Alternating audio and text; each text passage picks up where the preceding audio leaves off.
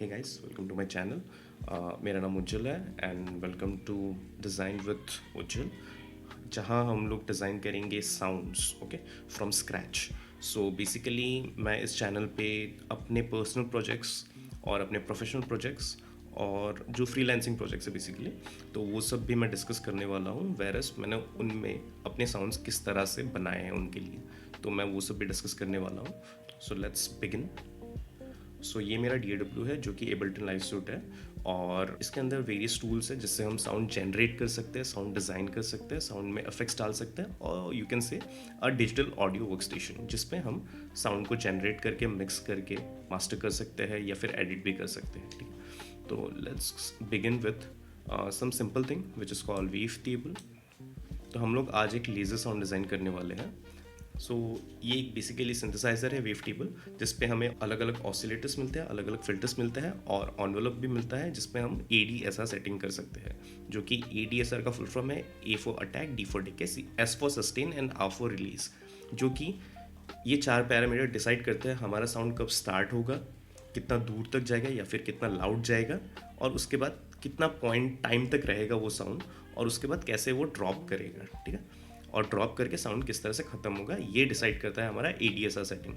तो हम लोग पहले पहले ऑसिलेटर में एक साइन वेव ले रहे हैं जो कि वेरी बेसिक साइन वेव है, और उसमें ये कुछ अभी इस तरह से साउंड करेगा। ठीक है, तो जो कि हमें एक लेज़र साउंड चाहिए, तो ये नहीं चाहिए हमें, ये एग्जैक्ट साउंड नहीं चाहिए, लेकिन काइंड ऑफ इसके अराउंड ही कुछ बनाना है, लेट्स से। तो लेज़र साउंड में होता क्या है, उसमें बेसिकली पिच एनवेलप होता है।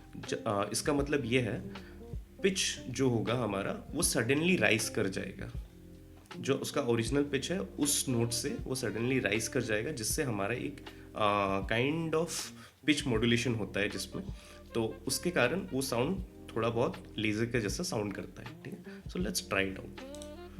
तो अगर ये मॉड सोर्सेस है जिसमें हमें मॉड्यूलेशन सोर्सेस है बेसिकली, जिसमें हम अपने साउंड्स का मॉड्यूलेशन कंट्रोल कर सकते हैं, या फिर ये जैसे साउंड को अगर मेरे को छोटा करना है तो मैंने सस्टेन और रिलीज को एकदम कम कर देता हूँ, तो एक क्लिक साउंड हो गया। तो इस तरह से हम साउंड के एनवेलप बना के हम अपने साउंड का कंट्रोल कर सकते हैं बेसिकली, कितना दूर कितना लॉन्ग रहना चाहिए, कितना लाउड रहना चाहिए, वो कंट्रोल कर सकते हैं हम। ठीक है, तो basically I am gonna go with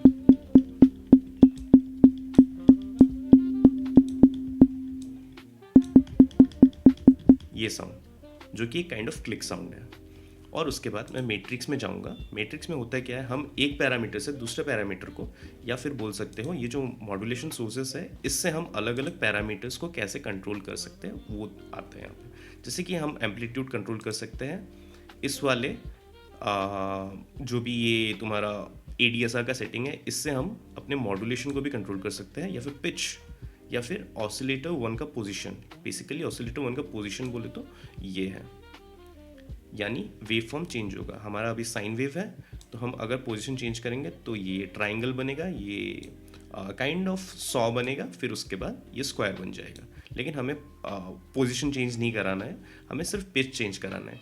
तो मैं क्या करूँगा, ये जो साउंड है, ये जो मॉड सोर्स का ये ग्राफ है, इसको इससे मैं कुछ कंट्रोल नहीं करने वाला हूँ, मैं उसके लिए एक अलग एनवेलप लूँगा। ठीक, तो पहले तो मैट्रिक्स में जाते हैं, इसको इस वाले पैरामीटर से एनवेलप 2 से हमारा क्या होगा, ये पिच चेंज हो जाएगा। देखा जैसे कि, तो ये मैंने फुल कंट्रोल दिया है, +48 कर दिया है। तो इसका मतलब क्या है, हमारा साउंड 0 से स्टार्ट होकर अचानक से +48 पहुंच जाएगा। ठीक है, और वो कितना फास्ट होगा वो किससे कंट्रोल करेंगे, एनवेलप 2 के सेटिंग्स से। ठीक है, तो ये सेटिंग्स अगर हम थोड़ा ऐसे कर देते हैं, अटैक टाइम को बढ़ा देते हैं, तो देख रहे हो क्लिक साउंड हमारा फिर पहले जगह जैसा ही हो गया, लेकिन थोड़ा सा लास्ट का तरफ थोड़ा सा पिच मॉड्यूलेट हो रहा है, ये भी देख सकते हो।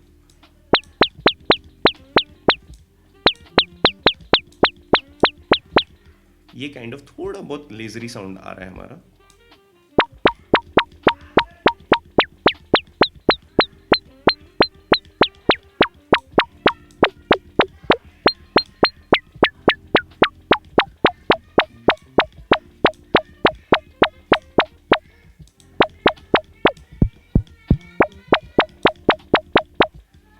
Kind of.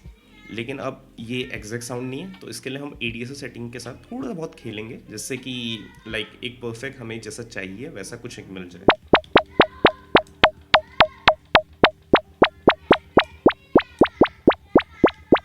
Kind of this.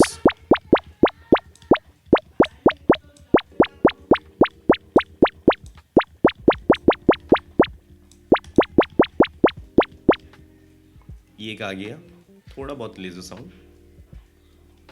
Let's again.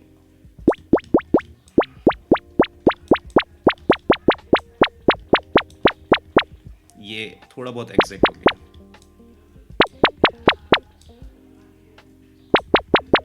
क्योंकि पहला वाला साउंड जब हम 50 काइंड ऑफ 50 टू 55 ms में थे, यानी मिली सेकेंड्स में थे हमारा अटैक टाइम, तो थोड़ा बहुत वो टूनी टाइप ऑफ इफेक्ट दे रहा था, जो कि पुंग पुंग एक प्लग भी आ रहा है। ठीक है, तो हमें वो नहीं चाहिए, प्लग नहीं चाहिए, थोड़ा सा साईफाई चाहिए हमें।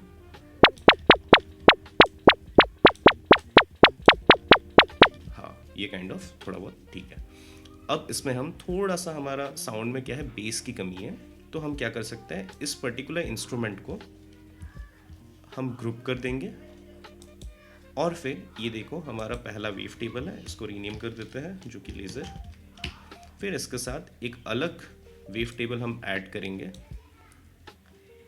जिसमें हम सिर्फ सब फ्रीक्वेंसीज ही ऐड करेंगे। ठीक है, तो सेमीटोन में हम नीचे चले जाते हैं -24, जो कि दो kind of full scale Octave, chromatic Octave है।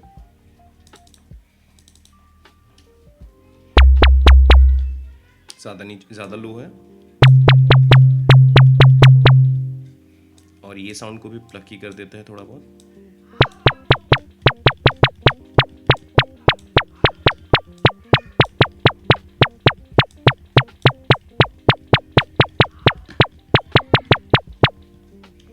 Let's try some pitch modulation also.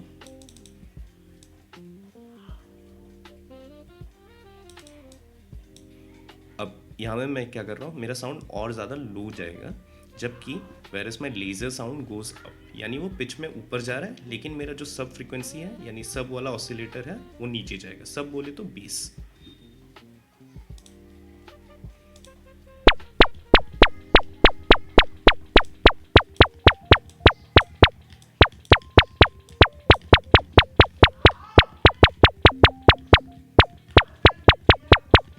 So kind of मेरा साउंड बन चुका है। Let's make it as audio, print it as audio. हम ऑडियो में प्रिंट कर देते हैं, तो मेरा sound kind of let's say एक बार का बना देते हैं, क्योंकि इतना साउंड लंबा है भी नहीं। तो ये मेरा साउंड है।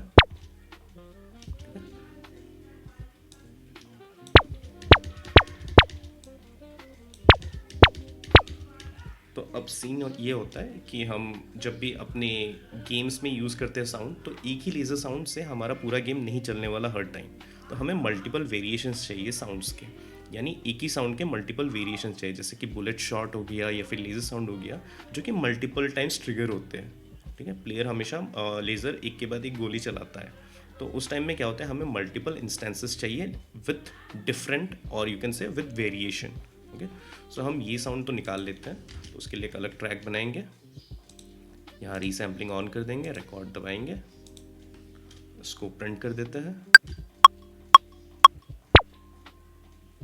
तो ये हमारा पहला लेज़र साउंड आ गया, और उसके बाद हम ये भी कर सकते हैं कि इसका पिच को चेंज कर करके हम अलग अलग साउंड इफेक्ट्स फिर से निकाल सकते हैं। ठीक है, तो काइंड ऑफ हम और एक ऑडियो ट्रैक बनाते हैं, रीसैम्पलिंग ऑन, पहले इसको सुन लेते हैं, रिकॉर्ड करते हैं।